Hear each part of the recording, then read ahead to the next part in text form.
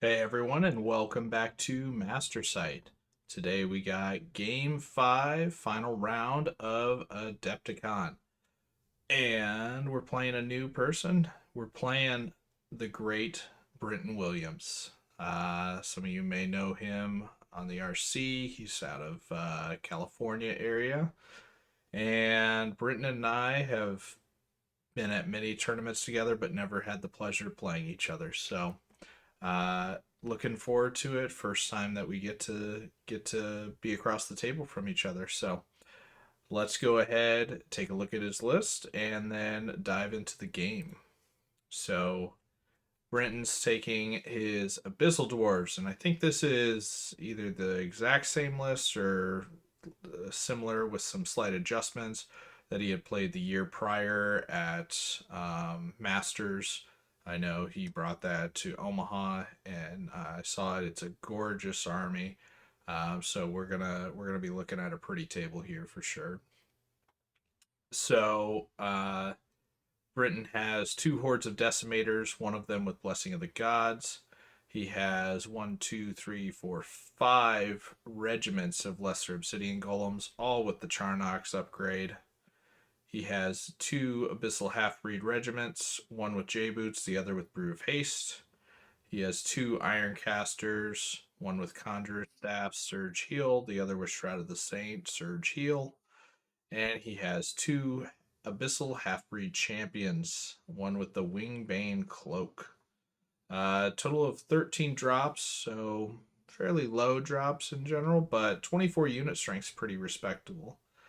Um, but we are playing Invade for our final round, and that is not what Brinton wants to see because most of his unit strength lies in the Speed 4 Decimators or the Shambling Speed 5 Golems. So, yeah, I think we have a slight advantage going into this.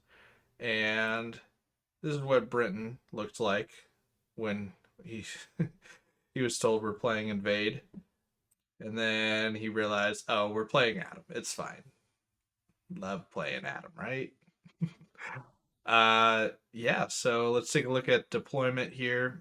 Britain, like I said, has a very cool army. It's kind of a deep underwater theme, so all of the golems and the decimators, they're all like this rusted, like deep greens, and so it, and that's with the basing, it just really looks cool. The pictures aren't going to do it justice. I do know he won best painted at the U.S. Masters last year with this army. So it is just top quality stuff for sure. So unit wise, he has, one, two, three golem units in front of both of his hordes of siege breaker or his hordes of decimators. He has one of his champions, abyssal champions back here, and I believe he has one of his iron casters behind this one.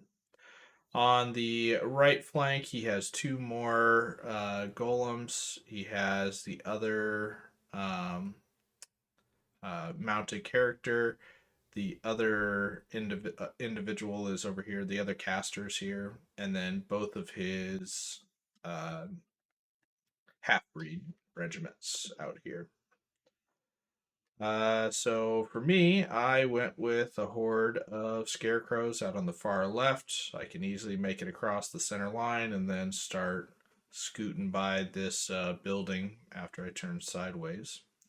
Put a Butcher Flesh Ripper. This is the Helm of the Drunken Ram unit, Blade of Slashing unit, Horror Rift Weavers, Scarecrows, I wanted to use this hill in the middle, so I went Butcher, Butcher, Terror, uh, Dread Fiend. That's what it's called. And I'm just gonna run up onto the hill. The golems being height 4 is annoying for my hex, so again, want to get the hill bonus for the hexing ability. Got one of these guys sitting over here behind the hill. The hill's not going to protect line of sight, but it'll give me cover and stealthy at least. So, and then I have another horde with soul flares behind them. This is J Boot one. I have both my mind screeches here and horror riftweaver, and then on the right we're gonna try the same flank that we did in game two, where we put a horde of scarecrows, or game two and game three actually. Horde of scarecrows and a troop of tormentors against something fast and obviously have harder hitting than us. So, but we do have a little bit more support with this over here. I left him up here so that way he could go left or right of the building. So this is how the board looks before the game. Terrain-wise, we obviously have impassables with these buildings. Both obstacles are over by this one.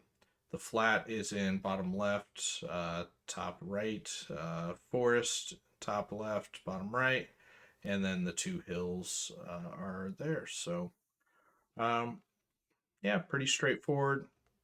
I have again a very clear lane of run forward in the center here, and then my far flanks are unhindered, so that's why we're putting the scarecrows in that situation there.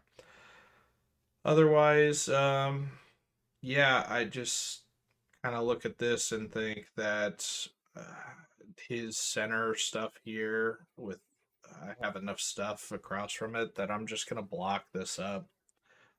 So his what 8, 10, 14 unit strength he has right here is not gonna get across the board with all my stuff here. Even if he gets first turn, like I don't think he gets across the board on me. But the right flank, he can definitely get those units across the board, but that's 10 unit strength total. And I feel like I'm guaranteed 3 at least from here, which I put my my Ronnie the Bard over here. He put his Ronnie on, I think it's one of this decimator unit. Um, yeah, and I just feel like I'll be able to get a couple of onesies, twosies across over here. So, and I'll likely kill something of this 10 unit strength, or maybe he'll have to come and support the center. Either way, I'm thinking I out unit strength him. I have parts of the board where it's clearly free for me, and I'm just faster. So it's definitely going to be an uphill battle for Brinton. I think we're well ahead on the scenario play. And to get even more ahead, we get first turn. So on the first turn, like I said, I ran up onto the hills.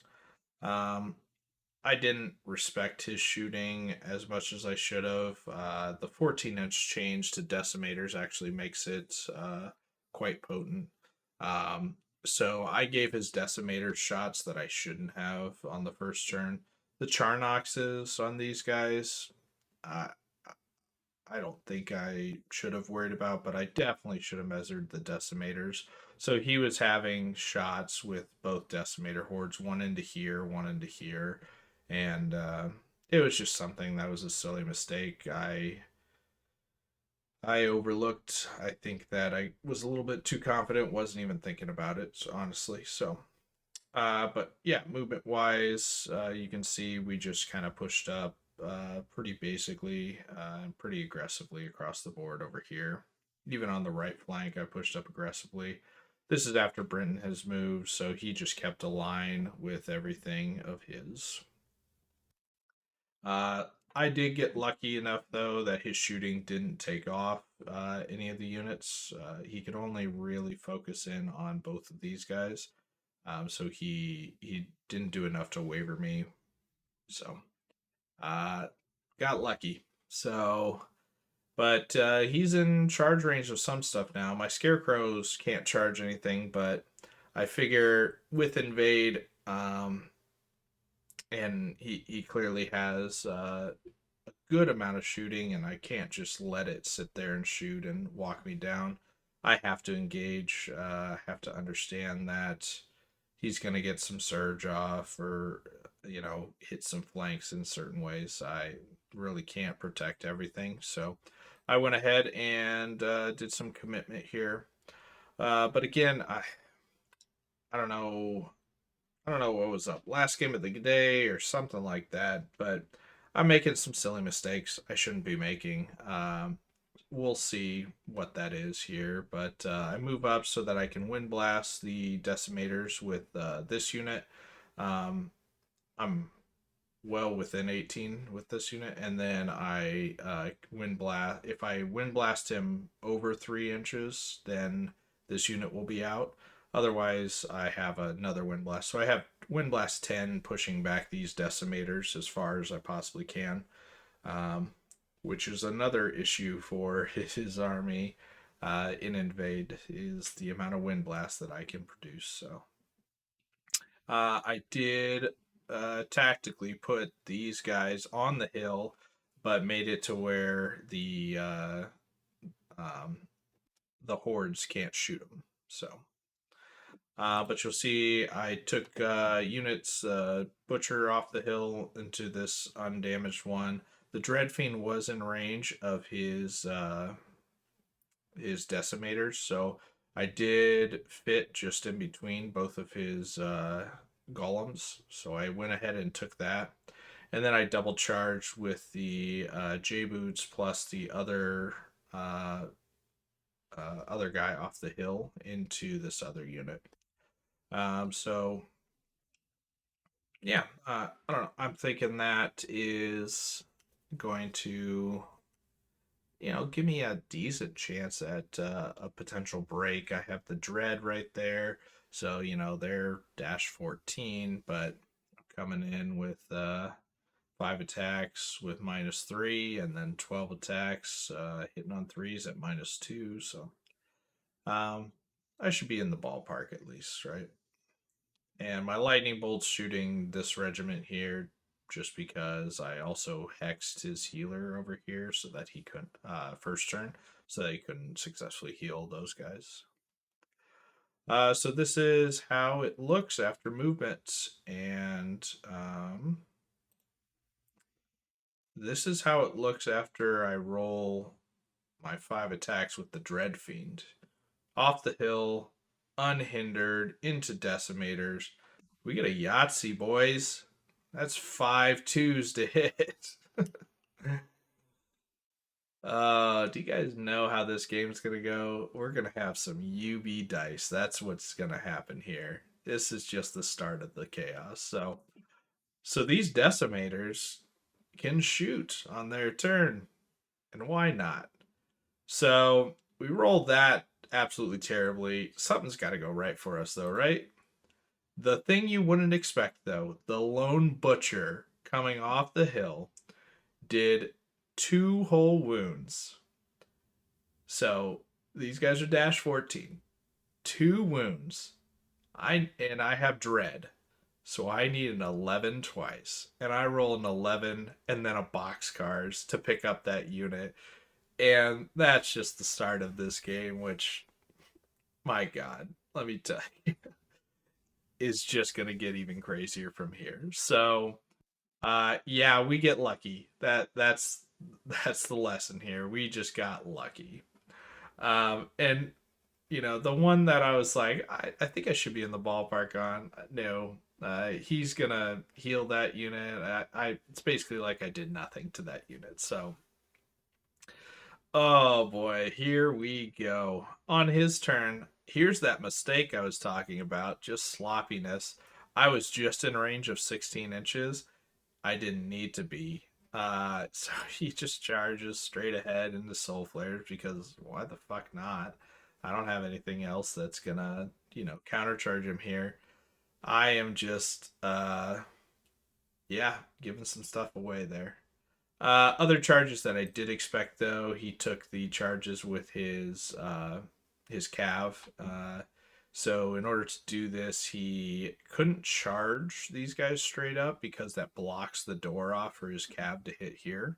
So he has to pivot, and then he's going to surge these guys in. Easy enough. And then he charged here, and again, this is one that is just a silly mistake. I should look. I should at least angle to where I can see this unit and get a flank charge off on him on my turn. So yeah, sorry for the quality of game, guys. This is already not off to a great start here. But you know what? If we just keep rolling nerve dice like how we did, it's easy, right? He kills the butcher and he murders the dread fiend with a point blank shot from this unit. So yeah, it was funny. He did something ridiculous that turn. I think it was like 13 wounds to the dread fiend, and I'm just like, I don't even care. I'm not even upset. It was his own fault. So I just pick him up, toss him aside, say, screw it. He deserved that. Uh, and he walked back forward with his decimators. He ended up backing up with this unit. So yeah, and he kills the horde over here, which isn't terribly unlikely. He's got 16 attacks. This was the J boot unit, so 16 attacks, hitting on threes. I think he hit 15 times, which is ridiculous, but he's wounding on twos with vicious, and he picks him up. I can't really complain. So he gets that kill over there. And he ends up wavering me with the flank charge here. He did 5 wounds, hindered, 18 attacks on fives, and then twos with vicious. So 5 wounds, one below average maybe, but roughly right. But good news is this guy held steady. So, and yeah, his character comes in 6 hits, 6 wounds. 6 wounds part isn't terrible. He's wounding on twos with vicious, but 6 hits on threes, it's pretty good. Pretty good. So that guy's batting 100% right now. He's batting 1,000 over there. So over on the right, he doesn't break the horde. Um, Also, you'll notice the character he used to be up here. Brinton was like, "Oh, I'm an idiot." Before he even rolled combats, it was like he was done with his shooting phase on his turn. He was like, "Oh man, I'm an idiot. I should have inspired those guys." And I said, I told him, I'm like, "Go for it. Like, I want you to play off what you're intending to do. Like that seemed pretty obvious. It's like you forgot to move the guy. You should just put him where you want him." And Brinton was like, "No, no." I'm like, "Please." So Brinton moved him up here. He's sitting behind this building. I'm making it to where he can only charge the flank of the Rift Weaver, which prevents him from charging him. But he'll have a juicy target with that horde on like 10 or 12 wounds, something like that. So anyway, he moves up, he shoots at this guy, covers stealthy. I think he does 1 wound. We're fine with that on his turn. I double charged here. Hopefully this goes better than the game against Javier, but we'll see. And then we double charge the middle cav unit as well. And we picked him up. We got lucky there. So I sidestepped this unit, and then I pivoted this unit to where his shooting, which inevitably is going to shoot at me, is in the flank arc, and I'm going to get cover from my butcher that's there.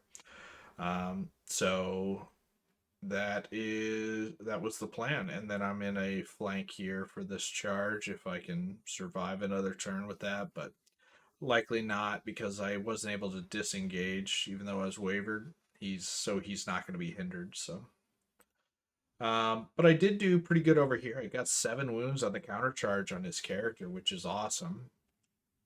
So he's pumping up big numbers. I'm pumping out big numbers, and yeah. And then the big thing was we're just blocking him up. This golem unit has no business coming through my horde anytime soon, and yeah, his shooting's not gonna do enough or anything. So I just blocked him up. I started moving around with the flesh ripper, so that way we can get some flanks and start disordering the decimators. Just try to cause some havoc like I said, all 14 of the unit strength that started here, I'm not going to let get across the board. And I'm hoping that, I have this three that is all but guaranteed here. And then, as long as I have some other stuff that lives and is on the side of board, I think I'll be pretty happy with that. So over on the right hand side, it is now Brinton's turn. So he countercharges over here. I think this is after regen. He has 3 wounds on it. I think I got him up to like 8. He regen pretty well though. So, and then his individual charges here as we expect, and everything else kind of happens as we expect. He's going to be shooting here, here. I think I forget where this one's shooting. Anyway, it's shooting stuff somewhere. So this is where those UB dice that were there before are coming back around. He gets 10 more wounds on me, gets me up to 15, and rolls snake eyes here. I'm not devastated. You have to be over your nerve value to be devastated. Ridiculous. This Butcher Flesh Ripper's still alive, I believe, as well. Oh no, he's not. He killed him. Which I think he was supposed to slide. Who cares? I think he had an individual that could have prevented it. So UB dice are happening again. He went 6 for 6 again with this motherfucker over here. So he has me at 12 wounds. So this guy is batting 1,000 again. But he can't roll nerve. He rolled another snake eyes.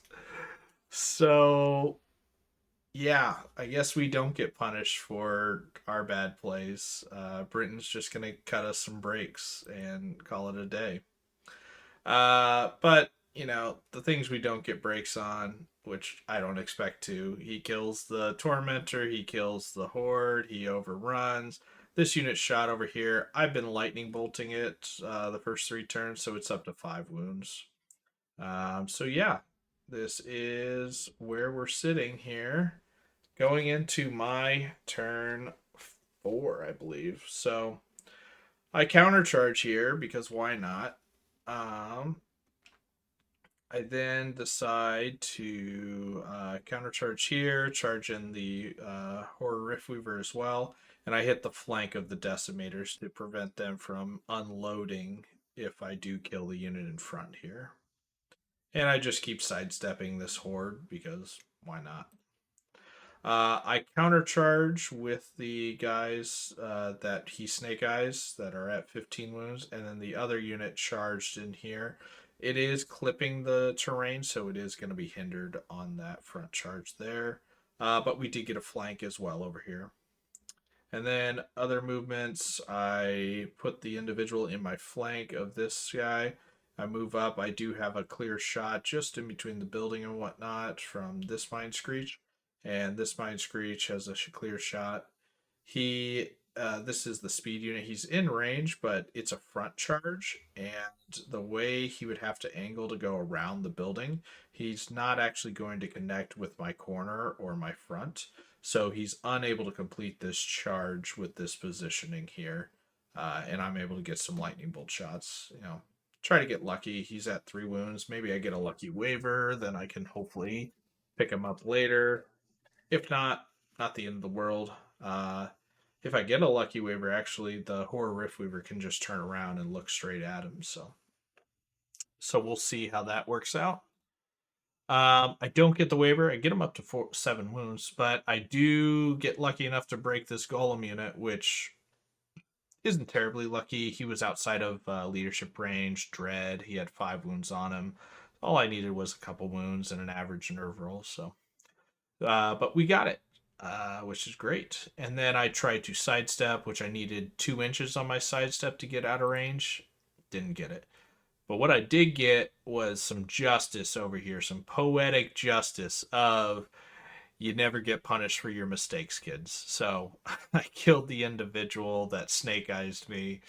And we're back in the game here. We got some threats to project and some unit strength to score with at the end of this game here still. So We do pick up this golem unit. I tried to overrun to get further. I only got a couple inches. My idea was maybe I can protect that horror riftweaver that's inevitably going to get rear charged over there. If I got like a 4, 5, 6 inch overrun, I could have probably been in range to project that threat, but nope, wasn't to be. And so this is how the combat or the game looks after my turn 4. So bottom of 4 to Brinton, and this is what he ends up doing. So pretty straightforward. He countercharges here, and then he turns to shoot off the regiment that was over here. You see, this is already in the shooting phase. He had murdered that regiment. Something fierce. And then he did get the rear charge here. He did take the hindered flank charge with his half breed here. So yeah, we're going into combats, and he does pick up the Horror Riftweaver and decides he's just going to score with the unit strength here. You see, he's back down to 3 wounds. He's rolling regen. He's doing good with it. And then this is my turn after I've moved. So you'll see my Mind Screech say, well, if he's just going to regen everything, we're going to fly away. So I went 12 inches. This guy had to move, turn, move because he's lost flying and nimble. So he's coming up here, making it to where this guy's going to be hindered again if he charges him. So we're just in the scoring type mood. This is turn 5. Next turn 6. Just make sure we're all on that side of the board. He did finish off the soul flares that were over here. One with shooting, one with combat. So our only charge option was this unit. So we say, screw it. We'll go in. We'll try to do some damage. These guys, I was in a spot where they were out of range of the flank of this unit. I was in range of this flank, but I couldn't double charge, and I couldn't really get this horde out of the way to successfully get in there for the flank charge. So I decided to just maneuver and stay out of the possibility of a 14-inch shooting attack from this unit. We're just projecting threat for the next turn. We're already on that half of the board, so we'll stay there. We did triple charge this horde, flank, double front, so let's see what happens. I didn't actually have anything to shoot, and nothing died. So this is Brinton's turn 5. Countercharge, pivoted, he countercharged over here, so he's going to shoot into the flank of these guys. And then his individual's hunting down this Mind Screech. He does kill my Horror Riftweaver, and he wavers the Tormentors over here. And that was all. So my Mind Screeches ran. This one's further into the corner, but we didn't move it. We just agreed that's going to score. It's fine. And because he didn't kill the Tormentors here, this unit isn't going to get across unless we have a turn 7. So, but right now he has 3 unit strength, and I have 3 here. I also have 3 here, 4, 5, 6, 7, 8. So I have 8 unit strength to his 3 right now. Right now he's going to get an extra 2. This Decimator Horde, I think even if we go to turn 7, it just doesn't have the movement or the maneuverability to get past this Horde. So as long as most he can have is 5, and I feel like I have 3, 4 safe, and then I just need 2 more out of everything else to be alive. So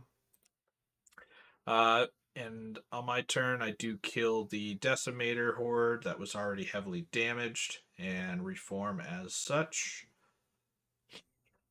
Staying outside the back of the woods so that he can't just shoot over the top at me, because again, this unit has 12 wounds on it. So his turn, he does charge into the Scarecrows, keep everything in the front.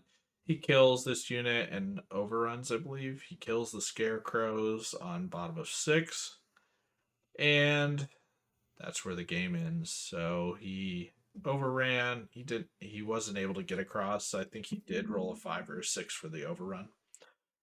So in the end, he doesn't kill the Mind Screech either. So he had 3 unit strength to my 3, 4, 5, 6, 7, 8.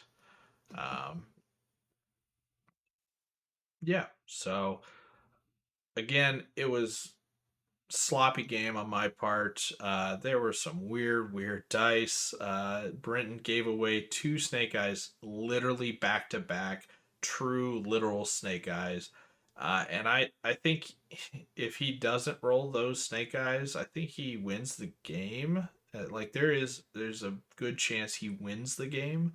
Um, or at the very least, it's just so much closer. Um, so I feel bad. It was one of those where I made mistakes. I should have been punished for it.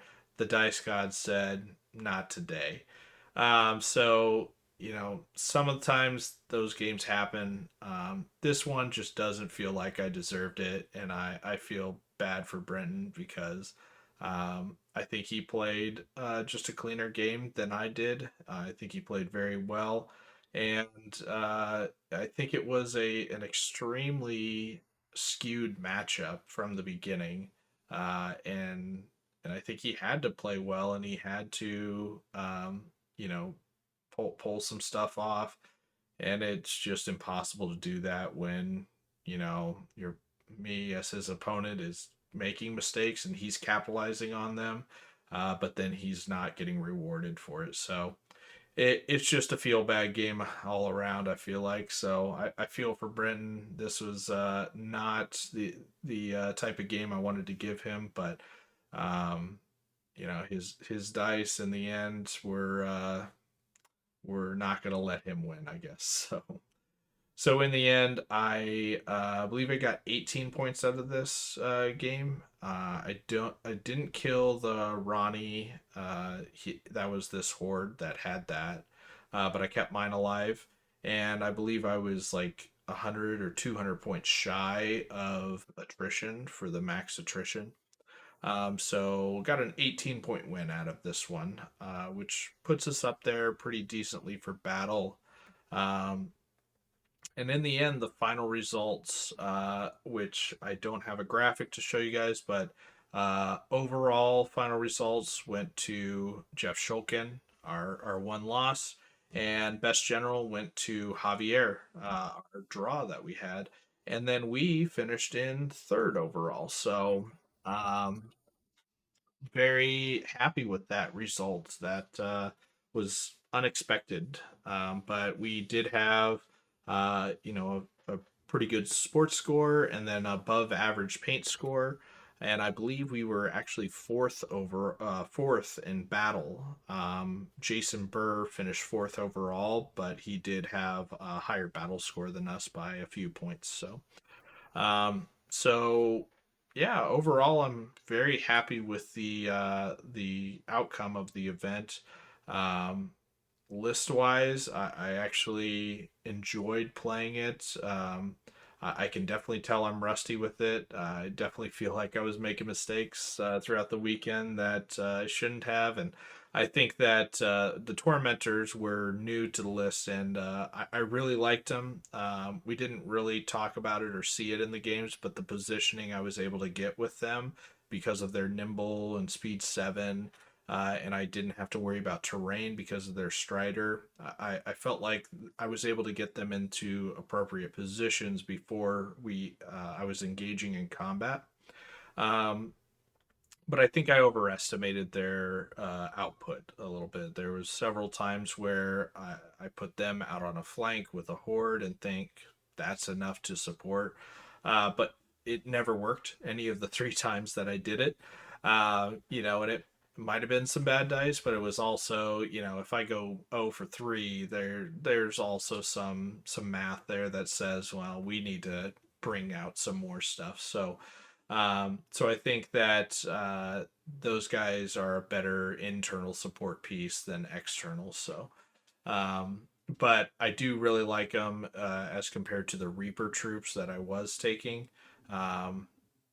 Reapers have 3 more attacks. but the mobility that these guys have, it just and the terrain mitigation, I think, just outweighs that for the points. So yeah, overall, really happy with the list. I don't think I would change the list at all. Magic items wise, I think we were spot on. Um, and yeah, I feel like I can't be terribly upset with my play. I know that I made mistakes. I know where I need to correct those, but I haven't played this army in a year, so I kind of had the expectations of some of those muscle memory things aren't all going to be in place. So, um, very happy with the third overall. And yeah, other awards that happened. My clubmate and who I drove with, Tim Lonis, who runs War Chest Creations. As you can kind of see, we like the War Chest Creations. Tim got best sports. All five of his opponents voted for him for best sports, which is awesome. And then Drew Richardson, another buddy of ours from Oklahoma, took Best Painted, and he had a brand new Empire Dust army with like a Aztec lizard theme Empire Dust. It was really cool. Um, and it was a 90% Mantic project that he had been working on as well. So that's awesome. And the award for that was, a trophy, but also he got the unique Goblin Blaster rum. So that was awesome to see. And then, yeah, I think those were the major awards. Sorry if I forgot anybody, but overall, the event had a really good time. Playing out of the 5 games, playing 3 guys that I haven't played before, and meeting 2 brand new guys all together. I had known Brinton and we have talked for a long time. Glad we got to play, but Janner and Javier, being able to play them for the first time and just introduce myself to them was really awesome. So overall, the event was a blast. Definitely had fun. Would go again. I think it was also improved from the year prior, where we had some issues with time and scheduling. Day two, they didn't actually have a lunch, which I think is the way to do day twos for large travel events. So we played through lunch and then we were done with awards and potentially out of there by like quarter to 3, 3 o'clock. So that leaves plenty of travel time. So I think it was managed and much better. I think the pre-tournament side of things there's some improvement that could be done there. I would love to have seen a list of participants beforehand. I'm always a big sucker for matchup casts. Granted, in this situation, I did issue a challenge to Corey, so we knew who we were playing going in. But there were, a lot of things that I had questions on that kind of the day of the event we had answered. So I didn't even know how many people were playing, and I think we ended up with like 36, 30 mid 30s somewhere. So I think that can be improvement for next year, but I do like seeing the improvement on the side of the timing, the management of the event days, the day of the event. So really appreciate that, and yeah, like I said, had a blast. Hopefully, see more guys out there next year.